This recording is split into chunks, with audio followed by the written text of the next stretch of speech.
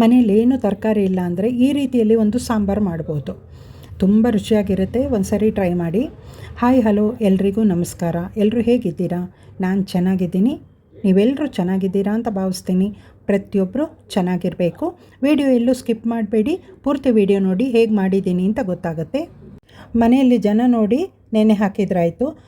ಅರ್ಧ ಲೋಟ ಕಡಲೆಬೇಳೆ, ಮುಕ್ಕಾಲು ಲೋಟ ಉದ್ದಿನಬೇಳೆ ಚೆನ್ನಾಗಿ ತೊಳೆದು ಒಂದು 2-3 ಗಂಟೆ ಕಾಲ ನೆನೆಸಿಟ್ಟಿರ್ತೀನಿ. ಇದಕ್ಕೇನು ಹೆಸರಿಡಬೇಕು ಅಂತ ಗೊತ್ತಾಗಿಲ್ಲ. ಬೋಂಡ ಸಾಂಬಾರು ಅಂತ ಕರಿತೀನಿ. ಎಲ್ಲರೂ ಒಂದು ಟ್ರೈ ಮಾಡ್ಬೋದು. ತುಂಬ ರುಚಿಯಾಗಿರುತ್ತೆ. ಬಿಸಿ ಅನ್ನ, ಚಪಾತಿ, ರೊಟ್ಟಿ ಎಲ್ಲದಕ್ಕೂ ಆಗುತ್ತೆ ಈ ಸಾಂಬಾರು. ಹೊಸಬರು ಸಬ್ಸ್ಕ್ರೈಬ್ ಮಾಡಿಕೊಂಡು ವಿಡಿಯೋ ನೋಡಿ ಒಂದು ಲೈಕ್ ಕೊಡೋದು ಮರಿಬೇಡಿ. ಮಸಾಲೆಗೆ ಬೇಕಾದ ಸಾಮಗ್ರಿಗಳು: ಟೊಮೆಟೊ, ಕರಿಬೇವಿನ ಸೊಪ್ಪು, ಈರುಳ್ಳಿ, ಕೊತ್ತಂಬರಿ ಸೊಪ್ಪು, ಬೆಳ್ಳುಳ್ಳಿ ಮತ್ತು ಶುಂಠಿ ಇಷ್ಟನ್ನು ತೊಗೊಳ್ಬೇಕು. ಮತ್ತು ಈ ಕಡೆ ಹಸಿಮೆಣಸಿನ್ಕಾಯಿ, ಒಣಮೆಣಸಿನ್ಕಾಯಿ, ಕಾಳುಮೆಣಸು, ಕೊತ್ತಂಬರಿ ಬೀಜ, ನಂತರ ಜೀರಿಗೆ, ಒಂದು 10 ಕಾಳು ಮೆಂತೆ ಇಷ್ಟನ್ನು ತೊಗೊಳ್ಬೇಕು. ಇವಾಗ ಒಂದೊಂದನ್ನೇ ಸ್ವಲ್ಪ ಎಣ್ಣೆ ಹಾಕ್ಕೊಂಡು ಹುರ್ಕೊಳ್ಬೇಕು. ಎಲ್ಲವೂ ಮನೆಯಲ್ಲೇ ಇರುತ್ತೆ ಪದಾರ್ಥಗಳು. ಒಂದೊಂದು ಸರಿ ಹೊರಗೋಗಿ ತರಕಾರಿ ತಂದು, ಮನೇಲಿ ತರಕಾರಿ ಇರಲ್ಲ, ತಂದು ಮಾಡೋದಂದರೆ ಬೇಜಾರು. ಆವಾಗ ಹೇಗೋ ಉದ್ದಿನಬೇಳೆ, ಕಡಲೆಬೇಳೆ ಎಲ್ಲ ಮನೆಯಲ್ಲೇ ಇರುತ್ತೆ. ಬಾಕಿ ಪದಾರ್ಥಗಳು ಕೂಡ ಮನೆಯಲ್ಲಿರುತ್ತೆ. ಆರಾಮಾಗಿ ಮಾಡ್ಕೊಳ್ಬೋದು. ರುಚಿಯಾಗಿ, ಸ್ಪೆಷಲಾಗಿ, ಡಿಫ್ರೆಂಟ್ ಟೇಸ್ಟಲ್ಲಿ ಮಾಡ್ಕೊಳ್ಬೋದು. ಕೊತ್ತಂಬರಿ ಬೀಜ, ಜೀರಿಗೆ, ಕಾಳುಮೆಣಸು, ಮೆಂತೆ ಹಾಕಿ ಹುರ್ಕೊಳ್ತಾ ಇದ್ದೀನಿ. ಜೊತೆಗೆ ಒಣಮೆಣಸಿನ್ಕಾಯಿ ಕೂಡ ಹಾಕ್ಕೊಳ್ತೀನಿ. ಖಾರಕ್ಕೆ ಎಷ್ಟು ಬೇಕೋ ಹಾಗೆ ಹಾಕ್ಕೊಳ್ಳೋದು. ಹಸಿಮೆಣಸು, ಒಣಮೆಣಸು, ಕಾಳುಮೆಣಸು ಇರೋದ್ರಿಂದ ನೋಡಿಕೊಂಡು ಹಾಕ್ಕೊಳ್ಬೇಕು. ಸ್ವಲ್ಪ 1-2-3 ಕಡ್ಡಿಯಷ್ಟು ಕರಿಬೇವು. ಇವಾಗ ಈರುಳ್ಳಿ ಕೂಡ ಹಾಕ್ಕೊಳ್ತಾ ಇದ್ದೀನಿ. ಎಲ್ಲವನ್ನು ಚೆನ್ನಾಗಿ ಹುರಿಬೇಕು. ಒಂದೊಂದೇ ಹಾಕ್ಕೊಂಡು ಹುರ್ಕೊಳ್ಬೇಕು. 10-12 ಹೆಸಳು ಬೆಳ್ಳುಳ್ಳಿ ಕೂಡ ಹಾಕಿದ್ದೀನಿ. ಶುಂಠಿ ಎಲ್ಲ ಹಾಕೋದ್ರಿಂದ ಆರೋಗ್ಯಕ್ಕೂ ತುಂಬ ಒಳ್ಳೆಯದು ಮತ್ತು ರುಚಿನೂ ಚೆನ್ನಾಗಿರುತ್ತೆ. ಎಣ್ಣೆ ಸ್ವಲ್ಪ ಕಡಿಮೆ ಆಯಿತು. ಇವಾಗ ಎಣ್ಣೆ ಹಾಕ್ಕೊಳ್ತಾ ಇದ್ದೀನಿ. ಉದ್ದಿನಬೇಳೆ, ಕಡಲೆಬೇಳೆ ವಾಯು ಆಗಿರೋದ್ರಿಂದ ನಾವು ಬೆಳ್ಳುಳ್ಳಿ, ಶುಂಠಿ ಎಲ್ಲ ಉಪಯೋಗಿಸಿದಷ್ಟು ಒಳ್ಳೆಯದು. ಸ್ವಲ್ಪ ಕೊತ್ತಂಬರಿ ಸೊಪ್ಪು ಕೂಡ ಹಾಕ್ಕೊಂಡು ಹುರ್ಕೊಳ್ತಾ ಇದ್ದೀನಿ. ಟೊಮೆಟೊ ಹಾಕ್ಕೊಳ್ತಾ ಇದ್ದೀನಿ. 2 ಅಥವಾ 3 ಟೊಮೆಟೊ ಹಾಕ್ಕೊಂಡು ಹುರ್ಕೊಳ್ಬೋದು. ನಾನಿಲ್ಲಿ ಹುಣಸೆ ಹಣ್ಣು ರಸ ಏನೂ ಸೇರಿಸ್ತಾ ಇಲ್ಲ. ಹಾಗಾಗಿ ಟೊಮೆಟೊದ ಹುಳಿನೇ ಇದು. ನಾಟಿ ಟೊಮೆಟೊ ಹಾಕಿರೋದು. ಇವಾಗ ತೆಂಗಿನಕಾಯಿ ತುರಿ ಕೂಡ ಹಾಕ್ಕೊಂಡು ಹುರ್ಕೊಳ್ತೀನಿ. ತೆಂಗಿನಕಾಯಿ ತುರಿ ಈ ರೀತಿ ಹುರಿಯೋದ್ರಿಂದ ಸ್ವಲ್ಪ ಬೇರೆಯೇ ರುಚಿ ಕೊಡುತ್ತೆ ಸಾಂಬಾರಿಗೆ.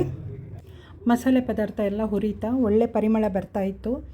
ವಿಡಿಯೋ ನೋಡೋರಿಗೆ ಹೇಳ್ತೀನಿ, ಒಂದು ಸರ್ತಿ ಟ್ರೈ ಮಾಡಿ ನೋಡಿ, ಈ ರೀತಿಯಲ್ಲಿ ಮಾಡಿ. ಇವಾಗ ಉದ್ದಿನಬೇಳೆ, ಕಡಲೆಬೇಳೆ ಚೆನ್ನಾಗಿ ನೆಂದಿದೆ. ನೀರು ಬಸಿಲಿಕ್ಕೆ ಇಟ್ಟಿರ್ತೀನಿ. ಸ್ಟವ್ ಆಫ್ ಮಾಡಿದ್ದೀನಿ. ಮಸಾಲೆ ಪದಾರ್ಥ ಎಲ್ಲ ಹುರಿದಿದ್ದು ತಣ್ಣಗಾದ ನಂತರ ನೈಸಾಗಿ ಅದನ್ನು ಪೇಸ್ಟ್ ಮಾಡಿಕೊಳ್ಬೇಕು. ಒಂದೊಂದು ಸರ್ತಿ ಅಡುಗೆನ ಸ್ವಲ್ಪ ಬದಲಾವಣೆ ಮಾಡಬೇಕಾಗತ್ತೆ. ಆವಾಗ ನಮಗೆ ಮಾಡಲಿಕ್ಕೂ ಖುಷಿ ಆಗುತ್ತೆ, ರುಚಿನೂ ಹೆಚ್ಚಾಗಿರುತ್ತೆ. ಮಸಾಲೆನ ಚೆನ್ನಾಗಿ ನೈಸಾಗಿ ಪೇಸ್ಟ್ ಮಾಡಿಕೊಳ್ಬೇಕು. ಪೇಸ್ಟ್ ಮಾಡ್ಕೊಂಡಿದ್ದಾಗಿದೆ. ಇವಾಗ ಒಗ್ಗರಣೆ ಹಾಕ್ಕೊಳ್ಳೋಣ. ಒಗ್ಗರಣೆ ತುಂಬ ಸಿಂಪಲ್ ಆಗಿರುತ್ತೆ. ವಿಡಿಯೋ ನೋಡೋ ಎಲ್ರಿಗೂ ಈ ರೀತಿಯಲ್ಲಿ ಮಾಡಿದ ಬೋಂಡ ಸಾಂಬಾರು ಇಷ್ಟ ಆಗುತ್ತೆ ಅಂತ ಭಾವಿಸ್ತೀನಿ.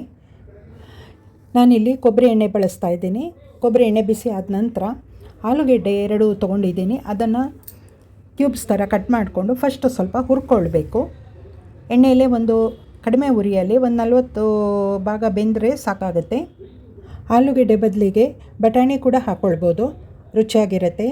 ಮತ್ತು ಇದು ಏನು ಒಣಗಿದ್ದು ಬೀನ್ಸ್ ಇರುತ್ತಲ್ಲ, ಬೀನ್ಸ್ ಕಾಳು, ಅದು ಕೂಡ ಉಪಯೋಗಿಸ್ಬೋದು. ತುಂಬ ರುಚಿಯಾಗಿರುತ್ತೆ. ಇವಾಗ ಹುರಿದಾಗಿದೆ. ಒಂದು ತಟ್ಟೆಗೆ ಎತ್ತಿಟ್ಕೊಂಡು ಅದೇ ಬಾಣಲಿಗೆ ಒಗ್ಗರಣೆ ಹಾಕ್ಕೊಳ್ತೀನಿ. ಎಣ್ಣೆ ಏನು ಮತ್ತೆ ಹಾಕಲ್ಲ, ಇರೋ ಎಣ್ಣೆಗೇ ಒಗ್ಗರಣೆ ಹಾಕ್ಕೊಳ್ಳೋಣ. ಸ್ವಲ್ಪ ನಾನಿಲ್ಲಿ ಕರಿಬೇವಿನ ಸೊಪ್ಪನ್ನು ಬಾಡಿಸ್ಕೊಳ್ತೀನಿ. ಆಮೇಲೆ ಅದನ್ನು ಒಂದು ಪ್ಲೇಟಿಗೆ ಎತ್ತಿಟ್ಕೊಂಡು ಇವಾಗ ಈರುಳ್ಳಿನ ಸ್ವಲ್ಪ ಹುರ್ಕೊಳ್ಬೇಕು. 1 ಈರುಳ್ಳಿ, 1 ಟೊಮೆಟೊ ಹಾಕ್ಕೊಂಡು ಚೆನ್ನಾಗಿ ಫ್ರೈ ಮಾಡ್ತಾ ಇದ್ದೀನಿ. ಇವಾಗ ಉಪ್ಪು ಹಾಕ್ತಾ ಇಲ್ಲ.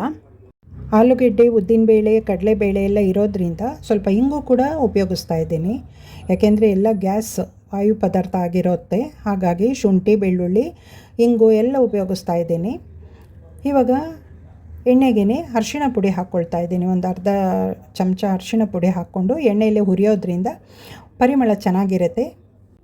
ಟೊಮೆಟೊ, ಈರುಳ್ಳಿ ಎಲ್ಲ ಸ್ವಲ್ಪ ಹುರಿದ ನಂತರ ಇವಾಗ ನಾವು ರುಬ್ಬಿಟ್ಕೊಂಡಿರ್ತೀವಲ್ವ ಮಸಾಲೆ, ಅದನ್ನು ಹಾಕ್ಕೊಳ್ಬೇಕು. ಅದನ್ನು ಎಣ್ಣೆಯಲ್ಲಿ ಒಂದು 2-3 ನಿಮಿಷ ಚೆನ್ನಾಗಿ ಹುರ್ಕೊಳ್ಬೇಕು. ಆನಂತರ ಜಾರ್ ತೊಳೆದು ಆ ನೀರನ್ನು ಹಾಕ್ಕೊಂಡು ನಾವು ಸಾಂಬಾರು ಹದನ ಸರಿ ಮಾಡಿಕೊಳ್ಬೇಕು.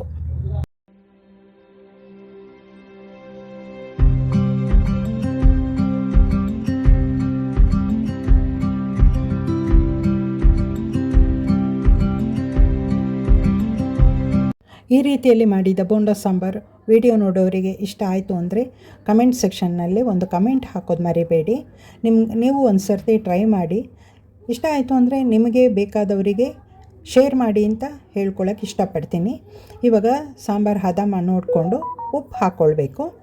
ಉಪ್ಪು ಒಂಚೂರು ಜಾಸ್ತಿ ಹಾಕ್ಕೊಂಡ್ರೂ ತೊಂದರೆ ಇಲ್ಲ, ಯಾಕೆಂದರೆ ಆಲೂಗೆಡ್ಡೆ ಎಲ್ಲ ಹಾಕ್ತೀವಲ್ವ, ಹಾಗಾಗಿ ಉಪ್ಪು ಸ್ವಲ್ಪ ಮುಂದಿದ್ದರೂ ತೊಂದರೆ ಇಲ್ಲ.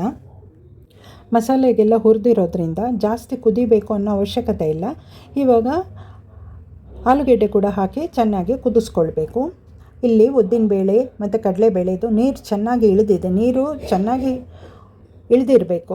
ಇವಾಗ ಇದಕ್ಕೆ ಶುಂಠಿ ಮತ್ತು ಕೊತ್ತಂಬರಿ ಸೊಪ್ಪು, ಸ್ವಲ್ಪ ಒಣಮೆಣಸಿನ್ಕಾಯಿ ಪುಡಿ ಮತ್ತು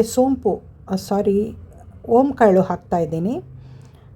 ಉಪ್ಪು ಕೂಡ ಹಾಕಿದ್ದೀನಿ, ಯಾಕೆಂದರೆ ಬೋಂಡ ಸಪ್ಪೆ ಆಗಬಾರ್ದಲ್ಲ, ಹಾಗಾಗಿ ಇದೆಲ್ಲ ಹಾಕಿದರೆ ಒಂದು ರುಚಿ ಚೆನ್ನಾಗಿರುತ್ತೆ. ಉಪ್ಪು ಖಾರ ಎಲ್ಲ ಇದ್ದರೆ ಒಳ್ಳೆಯದು. ನೀರು ಹಾಕದೆ ಒಂದು 80 ಭಾಗದಷ್ಟು ರುಬ್ಬಿದರೆ ಸಾಕಾಗುತ್ತೆ, ಸ್ವಲ್ಪ ತರಿ ಇರಬೇಕು. ಇವಾಗ ಸಾಂಬಾರನ್ನ ಚೆನ್ನಾಗಿ ಕುದಿಲಿಕ್ಕೆ ಬಿಡಬೇಕು. ಕುದೀತಾ ಇದೆ.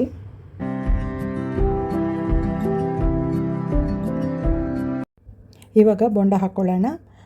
ಎಣ್ಣೆ ಕಾದಿದೆ, ಸಣ್ಣದಾಗೆ ಹಾಕ್ಕೊಳ್ಬೇಕು. ಬೋಂಡ ಸಾರಿಗೆ ಹಾಕಿದಾಗ ಅದೆಲ್ಲ ರಸ ಹೀರ್ಕೊಂಡು ದಪ್ಪ ಆಗುತ್ತೆ, ಹಾಗಾಗಿ ಸಣ್ಣದಾಗೆ ಹಾಕ್ಕೊಳ್ತಾ ಇದ್ದೀನಿ.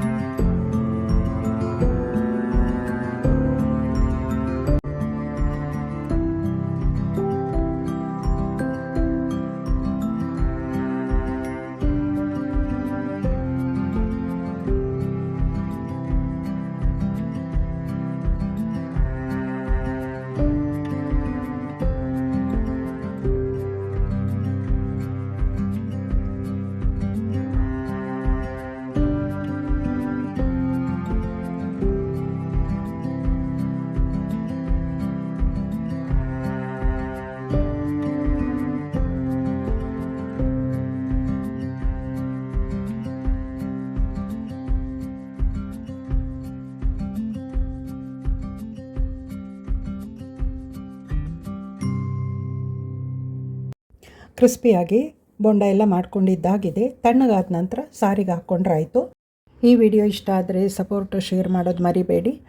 ಒಂದು ಲೈಕ್ ಕೊಟ್ಟು ಹೊಸಬ್ರು ಸಬ್ಸ್ಕ್ರೈಬ್ ಮಾಡಿಕೊಂಡು ವಿಡಿಯೋ ನೋಡಿ ಹೈಪ್ ಕೊಡೋದು ಮರಿಬೇಡಿ. ಬೆಲ್ ಐಕನ್ ಪ್ರೆಸ್ ಮಾಡಿ, ನೋಟಿಫಿಕೇಷನ್ ಬರುತ್ತೆ. ನಾನು ಮಾಡೋ ಸಿಂಪಲ್ ಅಡುಗೆ ಎಲ್ಲ ನಿಮಗೆ ಬಂದು ತಲುಪುತ್ತೆ.